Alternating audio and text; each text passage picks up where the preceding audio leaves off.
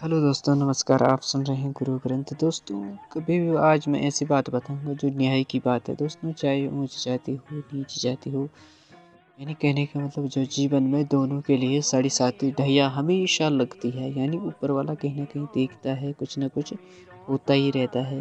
किसी ना किसी वजह से या किसी ना किसी कारण से कुछ अद्भुत अलग होता है, जो हम बोलते हैं ना, हमने कुछ गलत कर दिया या अच्छा किया बुरा किया, वो कर्म हमें भुगतना पड़ता है।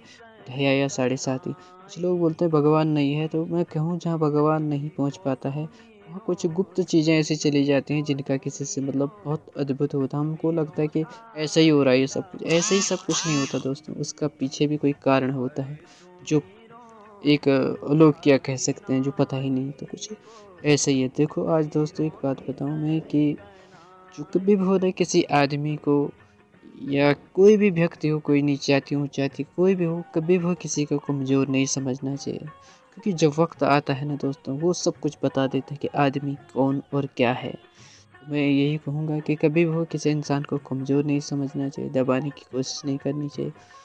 और सच ये है कि जब एक चींटी में इतनी ताकत होती है कि हाथी गिराने की हिम्मत रखती है, तो फिर एक कमज़ोर आदमी को कभी कमज़ोर नहीं समझना।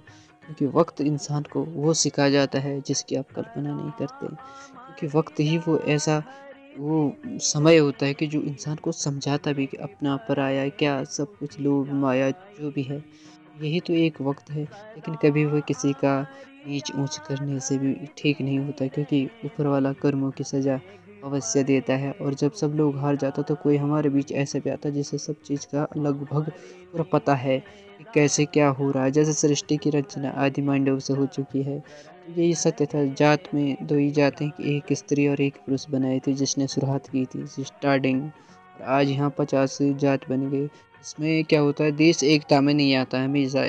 मतलब अब कोई इधर बता रहा, कोई उधर बता रहा, लेकिन सच यही है। तो ये जाते हैं एक स्त्री एक पुरुष, जो भगवान ने बनाए थे। अब इनके पीछे कहीं बना दिए, गलत है। इससे क्या होगा, धर्म की हानि होती रहेगी। तो ये था कि जीवन में किसी को छोटा बड़ा नीच ऊंच ना समझे। क्योंकि जब वक्त आता है तो इतने बड़े हाथी को एक छोटी सी चींटी गिरा देती। इसी प्रकार किसी कमज़ोर आदमी को कमज़ोर मत समझो। क्या पता उसमें इतनी हिम्मत हो कि बहुत बड़ी चीज़ गिरा सकें या आपको समझा सकें। यही होता है कि इतिहास का जो होना चाहिए। इसीलिए तो बस एक चीज़ है, भी कोई भी चीज़ इस धरती में सदा अमर नहीं है। किसी न किसी तरीके से उसका अंत हुआ, फिर दूसरा पार्ट शुरू हुआ। चाहे कुछ भी हो, चाहे धरती हो, चाहे कुछ भी हो, ऐसा नहीं है। और हमेशा अगर अमर ही रहेंगे तो ये कहाँ होता। लेकिन कुछ देर के लिए, जैसे सूरज छुपना फिर सूरज आना, तो यही है, सब चीज़ कोई अमर नहीं इस धरती में। तो यही एक सत्य है।